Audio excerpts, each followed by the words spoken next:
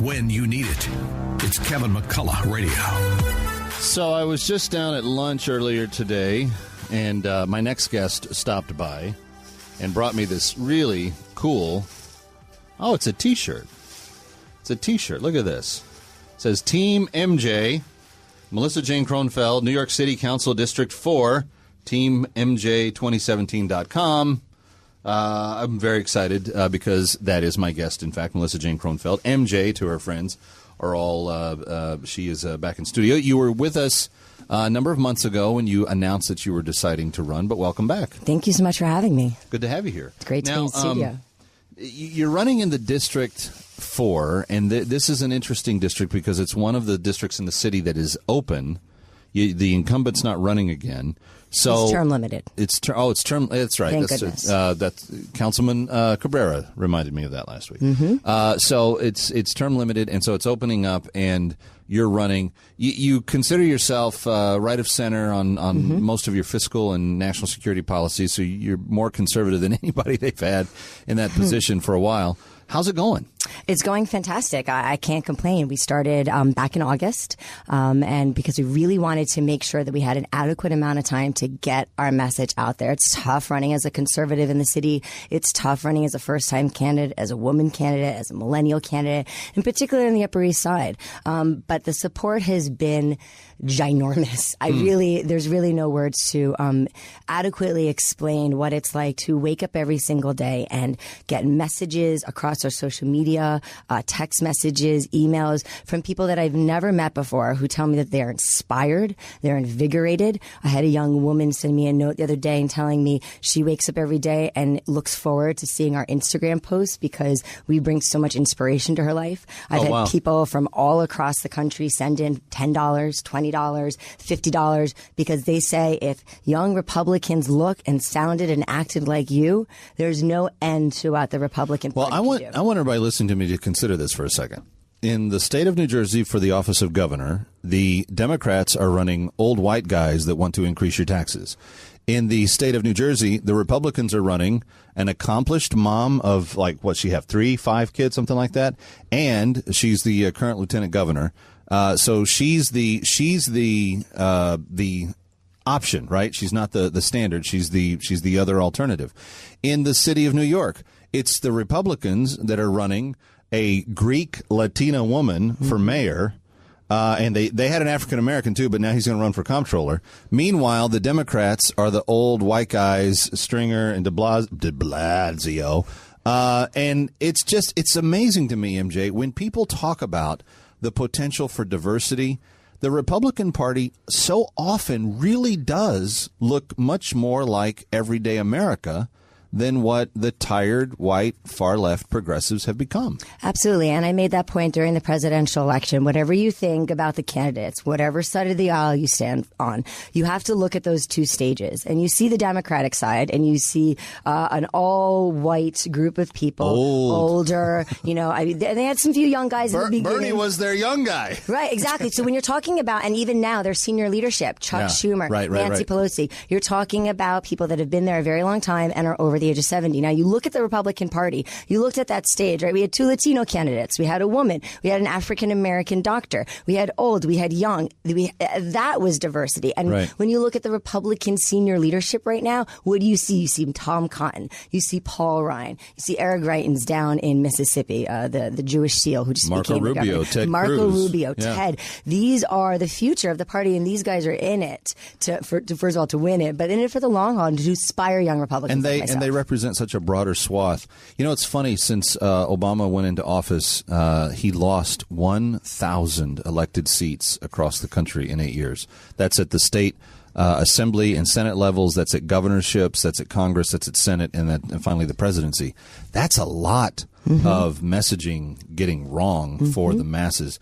So let's talk about that. Let's localize it then for the District 4, because you're Upper East Side, but you go down as far as how far down do you 14th Street, 96th to 14th with some big chunks cut out for redistricting on the Upper East Side and down in the 20s. What I'm impressed with is your district is actually in the shape of an M14 machine gun. Yes, turned upside down. Looks really cool. But you didn't put that in your logo or anything. I don't know why. But when you're talking about a diverse need, your district looks like America. It's got wealthy people, it's got middle-class people, it's got people that are still struggling to make it. Yeah, it's an extremely unique community, and I think that's why they need a unique candidate at this time. And we deal with a lot of the regular issues that New Yorkers deal with, and we've got some of our own particular problems. But I think in general, New Yorkers in District 4 care deeply about two particular issues that I hear everywhere I go, and that's the homelessness and the economic crisis. Okay. There are 60,000 homeless on our streets. We know that 20,000 of them are children. We are the wealthiest city in the world, and we have a homeless population that rivals the numbers during the Great Depression. That's unacceptable to me. And it's because the mayor chooses to look at our homeless population as a single group of people. And me and my team have devised a plan where we would like to take a harder look at the homeless population and say, listen, there are able-bodied men and women that we can get back to work through apprenticeship programs on construction sites to then speed up our construction sites and provide economic opportunities. There are families who are working, whose children are in school, who are in dangerous situations in our shelter system. And if we're going to be spending money on temporary housing, those are the ones that we should be getting up and out. Yes. That's Melissa Jane Kronfeld. She's going to stay with me one more segment. We're talking about the district race in District 4 here in the lovely city of Manhattan. Kevin McCullough, this is Kevin McCullough Radio. Hi, Kevin McCullough. You wouldn't dare build a house or a building of any kind without a blueprint, and you shouldn't invest your money without a plan either. My friends at Landmark Capital specialize in tailor-made portfolios for each customer called Your Financial Blueprint. Landmark Capital can show you how to diversify your portfolio and put some of it into physical precious metals, gold and silver, that help protect your portfolio in the ups and downs. And it also gives you the right to hold them in your IRA, in your possession, or your 401k. Taking physical possession today, it's 100% legal, and it's 100% doable right now. You probably have never seen this idea before, but you need to check it out. Get a free financial analysis called Your Financial Blueprint, and find out how to put precious metals in your hands tax deductible.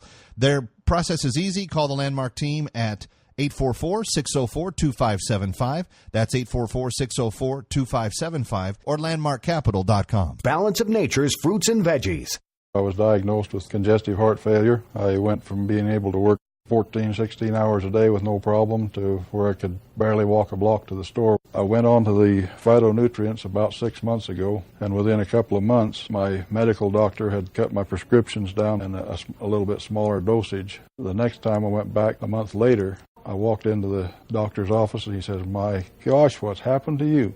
You don't even look like the same person." He looked at my legs and the swelling had gone down. My blood pressure was down. The venous stasis ulcers that I had had on my legs for the last 4 or 5 years because of the poor circulation were all healed, and I'm feeling far better. Take Dr. Howard's Health Challenge and find out how to get 2 free sets of fruits and veggies. We'll even ship them to you free. Call now for details. Call 1-800-2468-751 or go online to balanceofnature.com. Use promo code KMC. Hey, Kevin McCullough, having trouble sleeping? Then I want you to invest in the best sleep technology that's ever been invented. It's called a MyPillow. And why is it so good? Because the person that designed it, Mr. Mike Lindell, took everything that you hated about a pillow and took it out and put everything that you wanted in a pillow in. For instance, it's got patented fill. It'll stay in place all night long. It'll support your head the way you need to. Your common aches and pains when you wake up, no more. It has a 10-year warranty. You can wash and dry it in your own washer dryer, and there's a 60-day money-back guarantee. And right now, if you get a Mike's 4-pack special, you'll get 40% off when you buy 4 pillows, 2 premium pillows and 2 go-anywheres, 40% off. But here's what you need to do. Call 1-800-506-2641, 1-800-506-2641, 1-800-506-2641, 1-800-506-2641.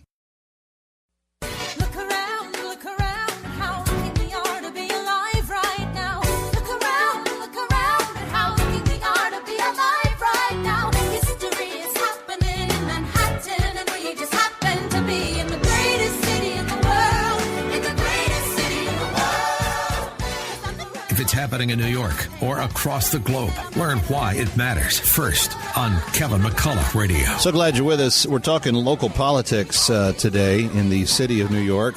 particularly in the District 4 race. And it has to do with those of you that live across a wide barrier of economic capacity, but also you all have in common that this is a city that you love. And MJ, if you get elected, if you win the nomination, which I guess is going to take place in September. September 12th, vote. And then the general election would be in November. Yep, first Tuesday of November. So you've got only a limited 8 weeks then to get that message out. 128 days until the general, a little less to the primary. I am counting. Well, there's a countdown clock on my website, teammj2017.com. You can check it out so you know when to vote. And join all of our social media because you're on Snapchat, Swarm, Facebook, Twitter, LinkedIn, Facebook, everything. Things I don't know that do you have a Pinterest account? I don't. I'm not a Pinterest person. Yes, you got Instagram. an Instagram. Absolutely. Okay. What else would it be out there? And LinkedIn. We're on all the popular platforms. There you go. Well, and she is, and yes. I go to one event for you, and I end up in all these places I didn't even know existed, so I'm happy to do it. But you were talking about, before the break, the two issues that your voters care about, and I think that every voter in the city cares about the homeless situation. When we changed mayors over and we started using this facility, coming from the PATH station to 111 Broadway, where our studios are at, I never walked over anybody. And now, almost on a daily basis, there are people lined up sleeping the length of Broadway outside our building in front of Trinity Church. It's just, it's gotten to be. And the difference is, back when Giuliani was in office, he thought that someone being homeless was someone who needed help, and he wanted to try to bring help to them. De Blasio thinks it's all by choice, and who are we to judge that they want to live there on the sidewalk of their own accord?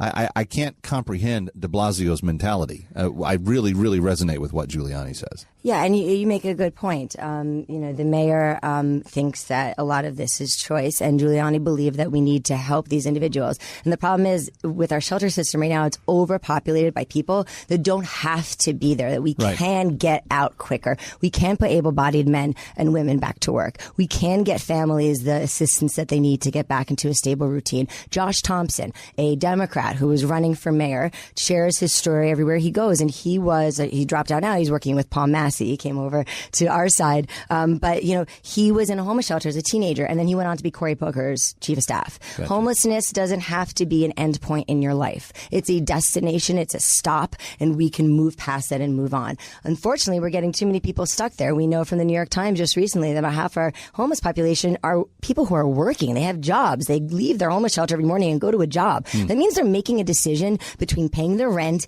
eating, and doing the other things that they need in life. And that's not decisions that New Yorkers should ever have to make. We should have the capacity to allow you to live in a home, eat properly, work, attend school, and take care of your family the way everyone has a right to. That's MJ Kronfeld. She's running for the District 4 seat for City Council. Real quickly, you said the other issue was the economy. The economic and obviously, climate. The city of New York has been hit harder during the Obama years. And, Trump has talked a lot about a desire to get that corporate rate down so that businesses begin to grow and hire people. What's your solution on the local level?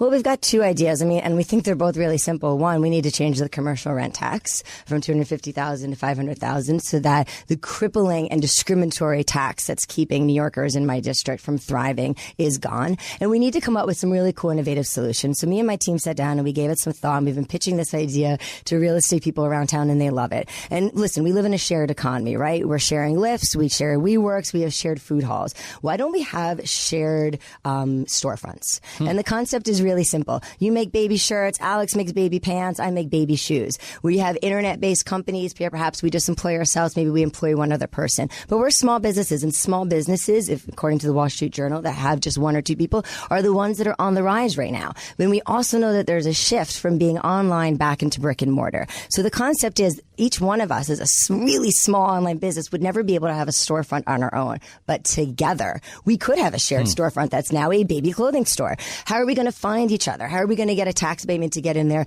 And how are we going to thrive in that place? Well, that's where I come in. We would create opportunities for small business owners in and around New York to sign up. We'd match up people based on shared interests, and we'd work with business owners that want their storefronts open and who are willing to work with us to help these companies get on track. Because one of these companies or all of them takes off, off, then they're going to fill up another shared storefront. Then they're going to maybe take over the space and the space next door. Foot traffic is going to increase. They're going to employ another person, a third person. And if some of them fail, okay, that's economic evolution. And then the two that survive will take over that storefront, or the one that survives take over that storefront. But there are opportunities now in our innovative economy, in our millennial-driven economy, to get people back into our storefronts and make our city look the way it should, which is alive and exciting and bright again, and not empty and vacant the way it was or felt before Giuliani came into office. That makes so much sense. MJ Kronfeld is my guest, and we are grateful to have her. We are talking about the opportunity in Manhattan and what difference it makes.